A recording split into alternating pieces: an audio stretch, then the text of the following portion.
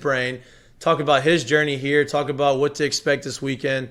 So welcome in, Paul Gervase. Welcome to the show, fan of the show, longtime listener of the show, now guest of the show. Welcome. Thanks for having me, guys. Yeah, of course, man. How you doing? Are you packed up and ready? Just about. I'm waiting for my last load of laundry to get done drying. You're a last minute packer. Yes, for sure. Do they have, when I was here, we had like a checklist. We had like now, Maneri was way like over organized, right? So we had like a checklist of like all the stuff, and we had like a bag checklist. Like make sure you have this, and this. Do y'all get that, or is it all on you?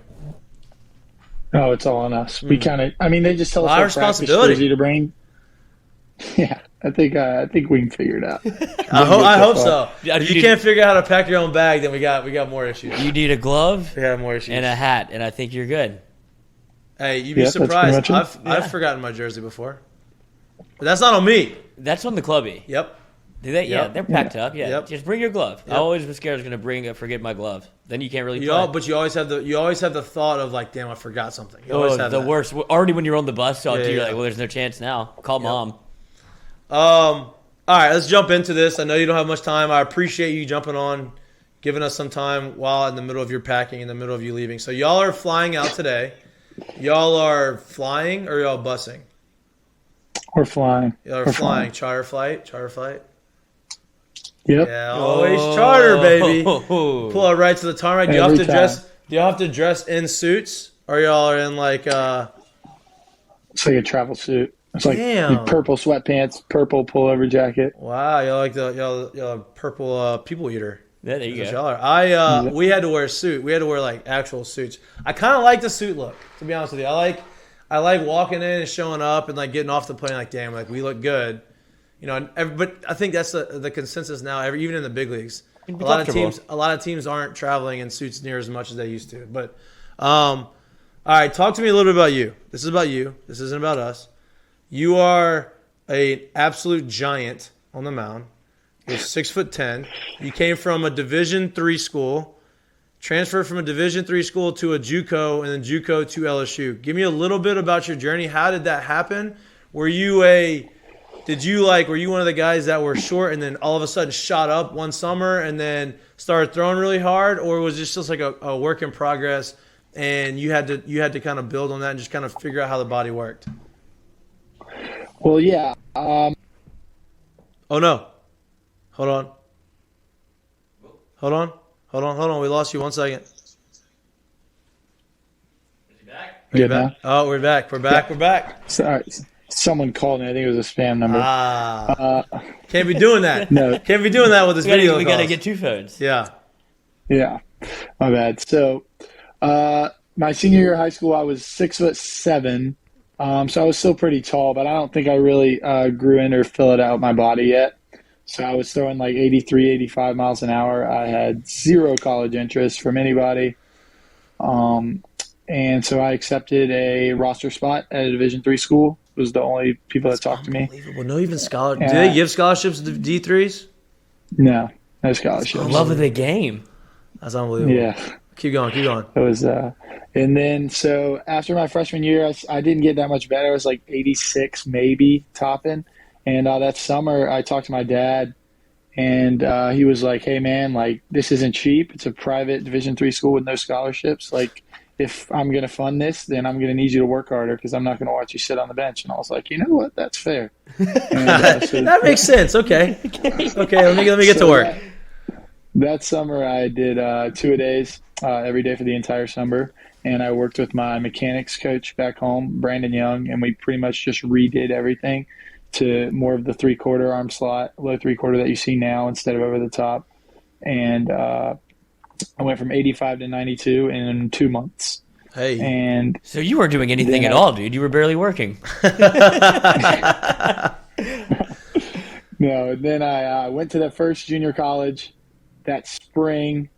And I had a lot of control problems. I was in my head a lot every time I'd see a radar gun or scout or anything like that. And then when COVID happened, before that happened, I was going to have to go somewhere after that second year because I didn't have any more junior college eligibility. And thankfully, COVID actually saved my baseball career. Wow, that's a good. Gave me- That's a good way. Sometimes it's been a lot of the opposite. This is a positive. Yeah, so they gave me that extra year of JUCO eligibility, and I transferred to my second junior college, Pitt Community College, and I really feel like I fell in love with the game again over there. I had a lot of success. Fastball jumped up to 9. Wait, You got another call. another call? Oh, Oh no! Wait. I'll have to reconnect. We have to call him back. Oh, he's back. He's back. Can you hear us? This guy's blowing us up. Wait a minute. Still don't hear you. Popular guy. Very popular guy. That's what happens whenever they play ball. Look, he'll probably reconnect with us here. Yeah. Here It's we okay. go. He's back. He's back. Paulie? Hello? Oh, Paul. I don't know. I can't tell what's going on here. He looks more Well, I hear him. frustrated. Yeah, I hear him I now. Call Paul. Better call Paul. Paulie. There we go. There he's we back. go. All right.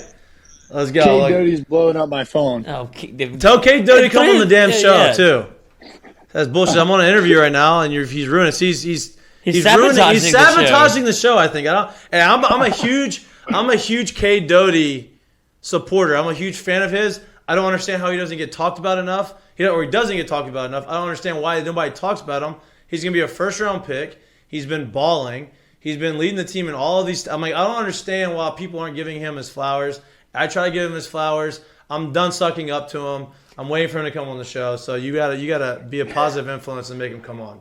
Three-way call. I got you. Yeah. He's my roommate. He probably left some in the house. Perfect. He's my roommate. So. Oh, so he might have left a belt or a glove. There we go. There Yeah. we go. See, we just talked about There you that. go. All right, finish going on. No, Yeah, this sorry. is it. Yeah. So I transferred to Pitt Community College, and I just started having fun again, more fun. I really all my stuff kind of clicked. I started just commanding the zone and going out there and just attacking hitters instead of being timid. And fastball velo went up again. And when Coach Dunn called me last March, I believe, I was kind of shocked because I didn't think I was anywhere near that level because I was still trying to get mid-major teams to talk to me at LSU. No, not at LSU, but at Pitt. Yeah. And so I'm having the time of my life now. I bypassed the draft to come play for Coach Jay. So did you get drafted? Because no, I didn't get drafted. I turned down money. Oh, nice. But I didn't get drafted Nice. because I wanted to have this experience to come play here for a big time program, and I'm having the time of my life. I can tell. I'm a proponent of showing energy and being passionate and screaming and doing all this stuff, and I love when you do that. I love that you come in the back ends of ball games and you shut the door, and obviously you're 6'10", so you already have the presence on the mound, but you have that low 3/4 arm angle. It kind of reminds me of, you may know him, Lewis Coleman. So he's not obviously as tall as you, but Lewis used to throw over the top, didn't have velocity, same thing, kind of found that low 3/4. Now he threw across his body, but he still had that low 3/4 arm angle. He started throwing low to mid-90s, and that's kind of when he took off, similar to what you. So I saw the other day, you closed the game out and you hit 96. What have you gotten your velocity up to? Because look, being 6'10", being as tall as you are, it's very hard. There's not a lot of guys that are as tall as you that throw as hard as you. People think, just because you're tall, you're going to throw hard. That's not the case. Yeah. I've been up to 97 this year. I hit 97 against Auburn in that bases loaded situation. Oh, yeah. That was Remember that? the hardest I've hit this year, but I've consistently sat around 3 to 5 when I've been out there. With funky arm action is And attitude. I love it.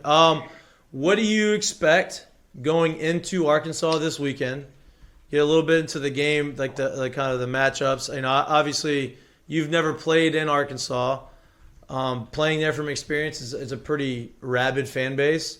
Arkansas obviously is the number one team in the West. You'll have an opportunity to go there, take the series from them and take control of the West, which, before last week, people were, worried about, okay, is like going into last week, we understood that, okay, these next two series is probably going to be the make or break part. Like, they're either going to make the big jump or they're going to have their work cut out for them. And y'all went ahead, y'all are up to the task, y'all understood the assignment, and y'all swept last week. Now you go back on the road, which I feel like y'all are road dogs, and y'all go back to Arkansas. I think y'all are going to take the series. Y'all have a chance to take control of the West. Give me a little bit of the scouting report on Arkansas, and what can you expect from their stadium and their fans? Well, yeah, we're going in. We're expecting a hostile environment. I mean, every time LSU's been the big name in the SEC West for I don't know how many years. So the fans are going to bring it every time we come to another opponent's ballpark. So like you said, yeah, about being road dogs, we go into the stadiums and we're like, everyone in this dugout, that's it. That's the only people here that want us to win. So we just got to use that as fuel and use the crowd to energize us because nobody is obviously rooting for us. And as far as the scouting report, these guys can swing it. Obviously, they're ranked number 6 in the country for a reason. But for me, what I've seen is a lot of their guys they try to hit a lot of homers because their ball flies at Arkansas. It flies over there. Yeah. So for me, just being able to execute my game plan, which is fastballs up in the zone and just go after guys, and I think I'll be able to have a lot of success. I agree. I think they play great defense, so it doesn't really affect you necessarily because of you're on the other side of it.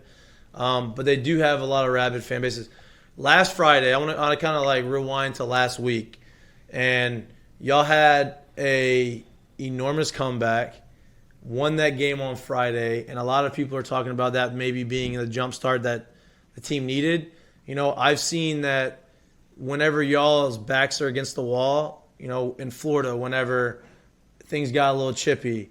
And then last weekend, when things got a little chippy, it seems that the energy increases and y'all play better. And Friday was kind of one of those games, right? It was 2-1. Y'all ended up having Travinsky had an unbelievable bat, got on base, and y'all won the game. Did you feel the energy and like the momentum of the season shift there, or did y'all see that coming? Let's see. I'd say like right there in that 9th inning, once they hit Stevenson and Trey came up to the plate, I was like, all right, we got a really good chance to win this game because I was in the bullpen and during all this, so I wasn't in the dugout. And I got the fans behind me telling me I'm playing catch for no reason. I'm not going in the game. There's no chance. Right. And then Trey gets the base hit after the wild pitch, and we take the lead. And our bullpen coach, Drew's just like, get on the mound, like telling me to stop celebrating. So, like, I got to relock in. And then Dylan hits the homer, and I'm like, all right, now we go. We got a cushion. I'm just going to go out there and attack guys. And thankfully, it went 1, 2, 3. But I did feel like after that game, we're like, hey, we're those guys. Like what Jock Peterson said, not exact quote from the postseason, but like we are good enough to go into these places and beat the best teams in the country. And then I think we just rode that into Saturday with especially our bullpen, our pin dog mentality. As soon as Blake came out of the game on Saturday, we were like, we got to take this game over. And we just hand the ball off to the next guy, Trent, Devin, Coop, Rez, and then me, just picking each other up and trying to put up as many zeros as possible because we know that offense can strike at any moment.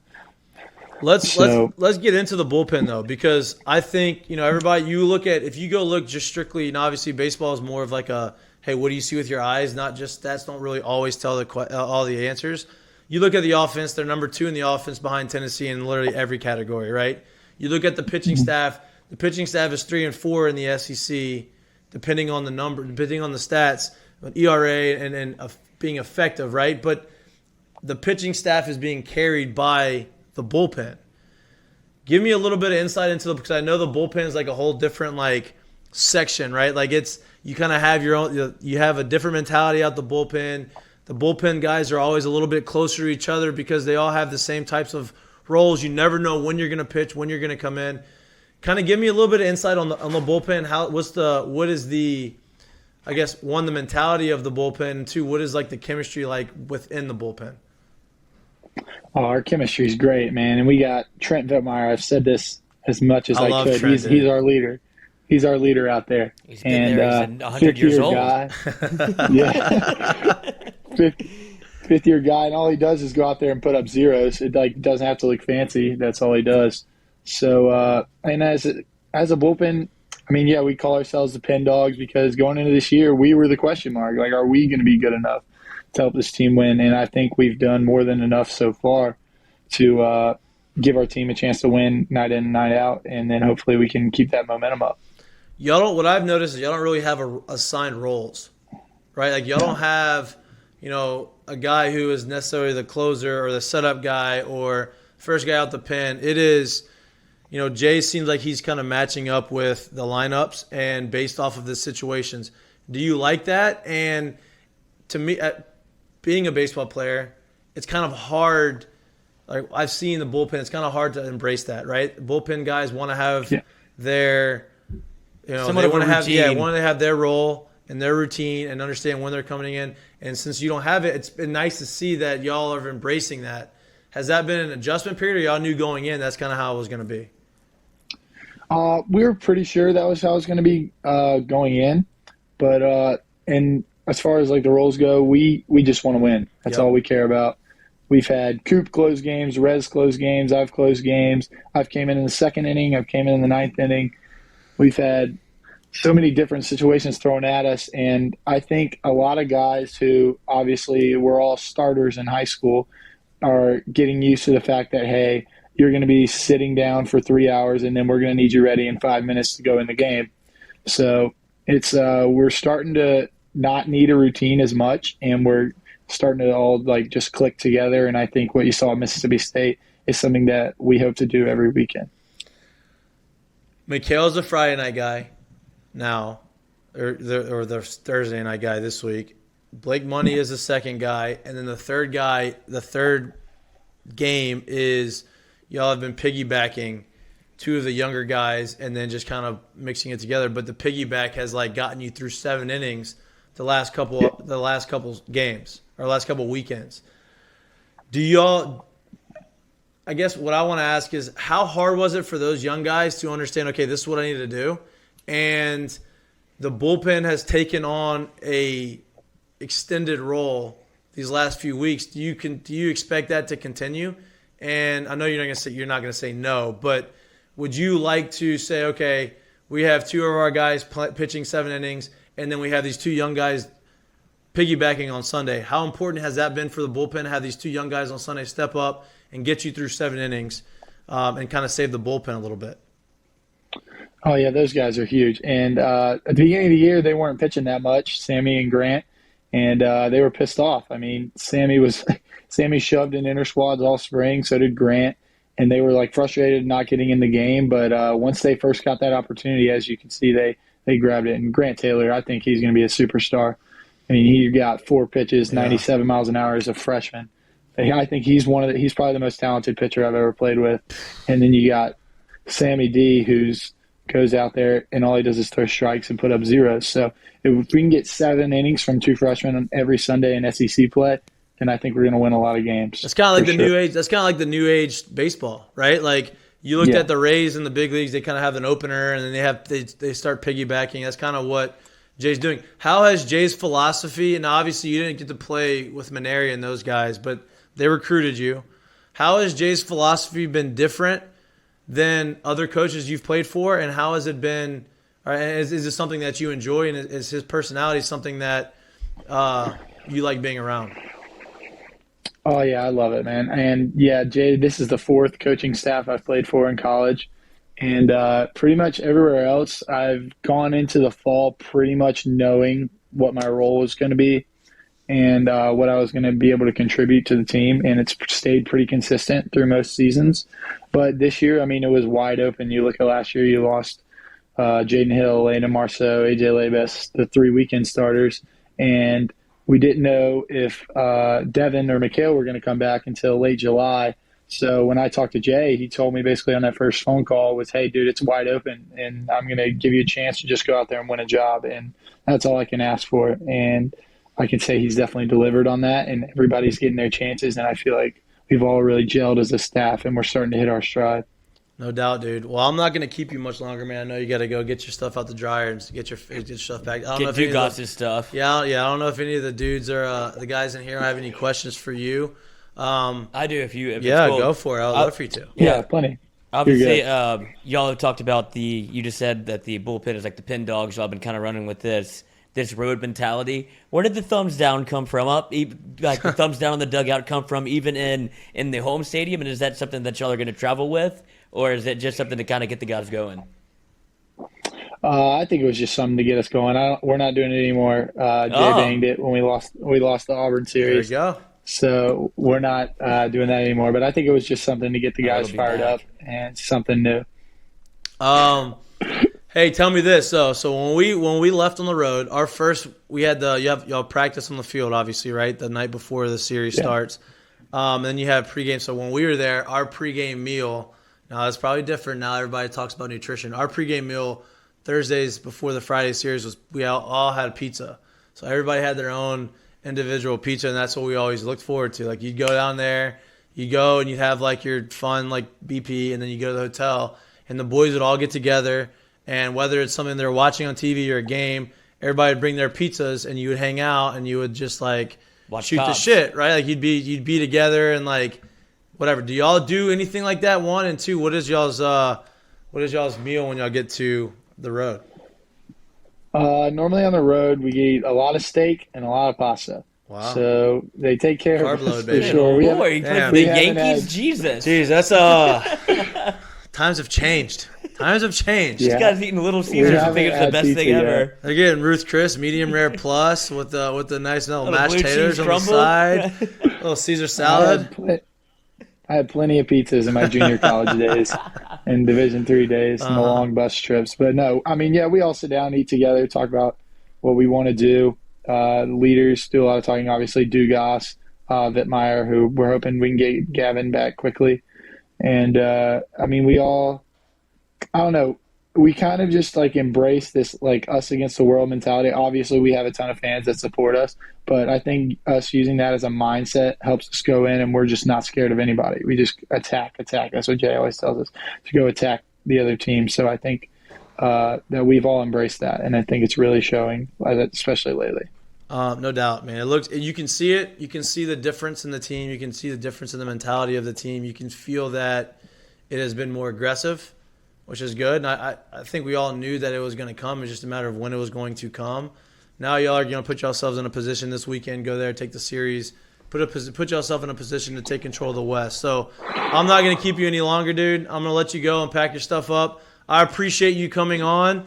I can't wait to watch you go and shove it up their ass. I can't wait to watch you yell in their face because you're 6'10". You can do that, and you can look down on these guys. But, man, Let's keep touch doing 98. Yeah, keep doing what you're doing, bro. Next time, whenever y'all come back in town, I want to have you in studio. We'll get more in depth. We'll talk more about it. And, bro, talk us up to the guys, man. Get the guys in here. Like, fuck. I told you I'm trying. Yeah, I know. Got class in the morning. Well, look, we can go a little longer. I know. There's 500 people in those classes. Yeah, I know. Mondays are supposed to be the off day. I know Jay doesn't like giving y'all many off days, but Mondays are supposed to be the off day. After class, we'll go later. Come in, like in studio, video calls, whatever. I just want to be able to give you guys a platform to be able to talk, laugh, joke, do whatever y'all want to do, and make it kind of a different type of interview. So we'll get it going, though. I appreciate you stopping in, dude. Good luck. Be safe. And I'll be watching this weekend. Sir, thank you guys for having me. All right, bro. Absolutely. All right, see you. Later. Go Tigers. Skull fuck 'em.